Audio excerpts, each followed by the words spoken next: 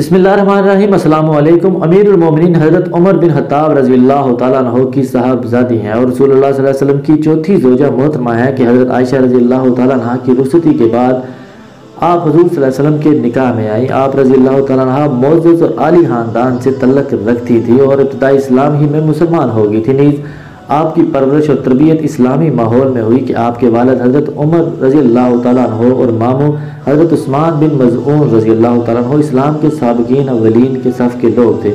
علاوہ ازیں آپ اس زمانہ کی ان چند خواتین میں سے تھیں جو لکھنا پڑھنا جانتی تھیں۔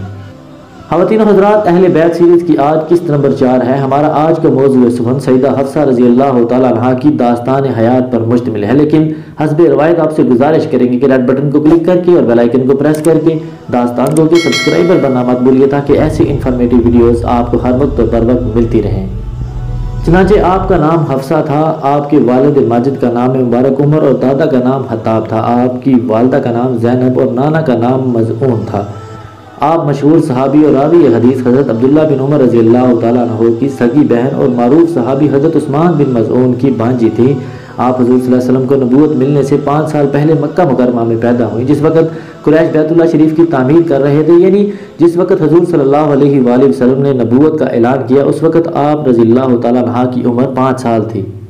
جب حضرت حفصہ رضی اللہ تعالیٰ عنہ جوان ہو گئیں تو حضرت عمر رضی اللہ تعالیٰ عنہ نے ان کا نکاح قبیلہ بنو سہم کے ایک ممتاز فرد خنیس بن حذافہ سے کر دیا۔ حضرت خنیس رضی اللہ تعالیٰ عنہ ابتدائی اسلام میں ہی مسلمان ہو گئے تھے۔ انہوں نے حبشہ کی طرف ہجرت ثانیہ کی اور حبشہ سے مکہ مکرمہ واپسی پر حضرت حفصہ سے نکاح کیا۔ پھر ان دونوں میاں بیوی نے اکٹھے مدینہ منورہ کی طرف ہجرت کی اور وہیں مدینہ منورہ میں ہی قیام پذیر رہے۔ جب غزوہ بدر ہوا تو اس میں حضرت خنیس رضی اللہ تعالیٰ عنہ بھی شریک ہوئے اور بہت بہادری سے لڑے اور شدید زخمی ہو گئے، یہاں تک کہ اللہ تعالیٰ نے مسلمانوں کو فتح نصیب فرمائی۔ بدر سے جب مدینہ منورہ واپسی ہوئی تو یہ زخموں کی شدت کی وجہ سے انتقال کر گئے۔ حضور صلی اللہ علیہ وآلہ وسلم نے نماز جنازہ پڑھائی اور آپ رضی اللہ تعالیٰ عنہ کو جنت البقیع میں دفن کیا گیا۔ حضرت خنیس بن حذافہ رضی اللہ تعالیٰ عنہ کی وفات کے بعد جب حضرت حفصہ رضی اللہ تعالیٰ عنہ بیوہ ہو گئیں تو حضرت عمر رضی اللہ تعالیٰ عنہ اپنی اس صاحبزادی کے نکاح کے سلسلہ میں غمگین رہتے تھے کہ حضرت حفصہ رضی اللہ تعالیٰ عنہ عالم شباب میں ہی 18 برس کی عمر میں بیوہ ہو گئی تھی اور ان میں من جانب اللہ اعلیٰ صفات دے کر ان کے لیے کسی بہتر خاوند کی تلاش میں تھے، اور ادھر حضرت عثمان بن عفان رضی اللہ تعالیٰ عنہ کی اہلیہ حضرت رقیہ رضی اللہ تعالیٰ عنہ بھی انتقال کر گئی تھی۔ چنانچہ حضرت عمر رضی اللہ تعالیٰ عنہ حضرت عثمان کے پاس پہنچے اور ان سے اپنی بیٹی کے بارے میں نکاح کی بات کی۔ انہوں نے اس کے لیے کچھ روز کے لیے مہلت مانگی اور پھر چند ایام کے بعد یہ فرما کر معذرت کر لی کہ میرا فی الحال نکاح کا ارادہ نہیں ہے۔ اس کے بعد حضرت عمر رضی اللہ تعالیٰ عنہ اسی سلسلہ میں حضرت ابوبکر صدیق رضی اللہ تعالیٰ عنہ کے پاس گئے اور ان سے اس بارے میں بات کی، مگر انہوں نے آگے سے کوئی جواب نہیں دیا اور محض خاموشی اختیار کی۔ ان کی اس خاموشی سے حضرت عمر کو بہت دکھ ہوا۔ بالآخر حضرت عمر رضی اللہ تعالیٰ عنہ ان دونوں حضرات یعنی حضرت عثمان و ابوبکر رضی اللہ تعالیٰ عنہ کی عدم آمادگی سے رنجیدہ ہو کر بارگاہ رسالت میں حاضر ہوئے اور اپنی پریشانی کہہ سنائی۔ اس پر تو حضور صلی اللہ علیہ وآلہ وسلم مسکرائے، پھر ارشاد فرمایا، حفصہ کو عثمان سے بہتر شوہر اور عثمان کو حفصہ سے بہتر بیوی نصیب ہوگی۔ انجام کار حضرت حفصہ رضی اللہ تعالیٰ عنہ کا رسول صلی اللہ علیہ وسلم سے اور حضرت عثمان رضی اللہ تعالیٰ عنہ کا حضور صلی اللہ علیہ وسلم کی صاحبزادی حضرت ام کلثوم رضی اللہ تعالیٰ عنہ سے نکاح ہوا۔ آپ صلی اللہ علیہ وسلم کا حضرت حفصہ سے یہ نکاح راجح قول کے مطابق سن 4 ہجری میں ہوا۔ اس طرح گویا رسول صلی اللہ علیہ وسلم سے نکاح کے وقت آپ رضی اللہ تعالیٰ عنہ کی عمر تقریباً 20 برس تھی۔ ایک موقع پر حضرت ابوبکر نے حضرت عمر سے کہا کہ آپ کے نکاح پیش کرنے کے وقت میری خاموشی سے آپ کو دکھ تو ہوا ہوگا۔ حضرت عمر نے کہا ہاں دکھ تو ہوا تھا۔ اس پر حضرت ابوبکر نے کہا اصل میں بات یہ تھی کہ حضور صلی اللہ علیہ وسلم نے حضرت حفصہ رضی اللہ تعالیٰ عنہ سے اپنے نکاح کے بارے میں کچھ تذکرہ کیا تھا، اس لیے میں نے آپ صلی اللہ علیہ وسلم کے راز کو ظاہر کرنا مناسب نہیں سمجھا۔ البتہ اگر آپ صلی اللہ علیہ وآلہ وسلم حضرت حفصہ سے نکاح کا ارادہ ملتوی فرما دیتے تو پھر میں ان سے نکاح کرنے کے لیے آمادہ ہو جاتا۔ حضرت عائشہ رضی اللہ تعالیٰ عنہ فرماتی ہیں کہ زینب بنت جہش رضی اللہ تعالیٰ عنہ کے پاس کہیں سے شہد آ گیا تھا، وہ بھی حضرت صلی اللہ علیہ وسلم کی بیوی تھیں۔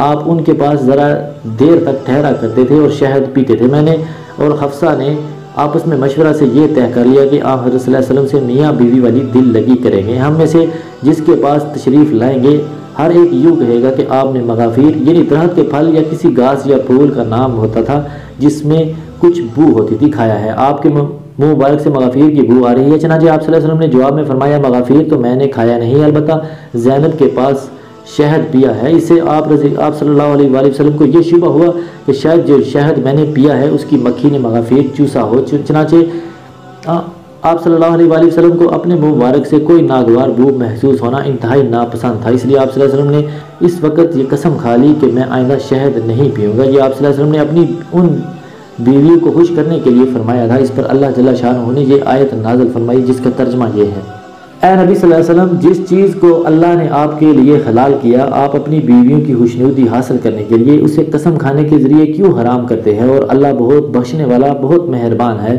اللہ نے تم لوگوں کو تمہاری قسموں کا کھولنا یعنی کفارہ دینا مقرر کر دیا ہے، اور اللہ تمہارا کارساز ہے اور وہی ہے جس کا علم بھی کامل ہے، حکمت بھی کامل۔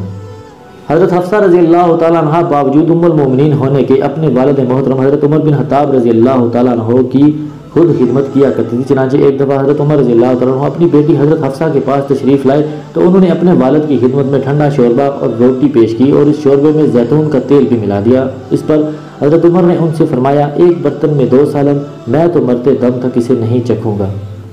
چنانچہ حضرت حفصہ رضی اللہ تعالیٰ عنہ بخوبی پڑھنا اور لکھنا جانتی تھی۔ آپ رضی اللہ تعالیٰ عنہ نے رسول صلی اللہ علیہ وسلم سے دین سیکھ کر اس کو محفوظ کیا اور آگے اس کی تعلیم و اشاعت کا اہتمام بھی فرمایا۔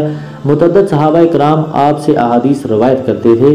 خود آپ کے بھائی اور معروف صحابی حضرت عبداللہ بن عمر کی آپ سے کئی احادیث مروی ہے، نیز بیشتر تابعین نے آپ سے احادیث روایت کر کے امت تک پہنچائی۔ اس کے علاوہ قرآن مجید کی حفاظت کی سعادت بھی آپ کے حصہ میں آئی، وہ اس طرح کہ حضرت ابو بکر صدیق رضی اللہ تعالیٰ عنہ نے اپنے زمانہ میں چمڑے کے مختلف ٹکڑوں وغیرہ پر لکھی متفرق آیات کو جمع کرا کر ایک ہی جگہ قرآن مجید کا ایک نسخہ اور صحیفہ تیار کروایا۔ وہ نسخہ حضرت ابو بکر کی وفات تک انہی کے پاس رہا، پھر حضرت عمر کے پاس رہا۔ حضرت عمر اپنی شہادت سے پہلے وہ نسخہ حضرت حفصہ کو دے گئے، پھر وہ آخر تک حضرت حفصہ کے پاس ہی رہا۔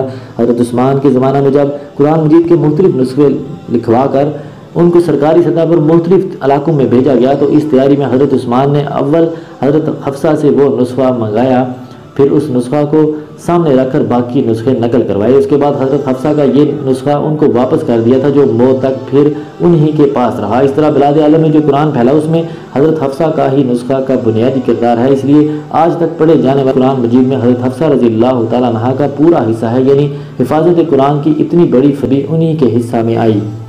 حضرت حفصہ کو یہ اعزاز حاصل ہے کہ جب حق و باطل کے درمیان پہلا مارکہ غزوہ بدر ہوا تو اکیلے حضرت حفصہ کے گھرانے سے ان کے رشتہ داروں نے اس میں شرکت کی۔ ان کے والد حضرت عمر، چچا حضرت زید، شوہر حضرت حنیس بن حذافہ، 3 ماموں یعنی حضرت عثمان بن مظعون، حضرت عبداللہ بن مظعون اور حضرت قدامہ بن مظعون، اور ماموں زاد بھائی حضرت صائب بن عثمان رضوان اللہ اجمعین۔ چنانچہ جمہور کے مذہب کے مطابق شعبان 45 ہجری میں مدینہ منورہ میں آپ کا وصال ہوا۔ اس وقت آپ کی عمر مبارک 60 برس تھی۔ امیر مدینہ مروان بن حکم نے نماز جنازہ پڑھائی اور کچھ راستہ تک آپ کے جنازہ کو کندھا بھی دیا۔ اس کے بعد قبر پہنچنے تک حضرت ابو ہریرہ رضی اللہ تعالیٰ عنہ نے کندھا دیا۔ آپ رضی اللہ تعالیٰ عنہ کے بھائی اور بھتیجے آپ کی قبر میں اترے۔ آپ کو جنت البقیع میں دیگر ازواج مطہرات کے ساتھ دفن کیا گیا۔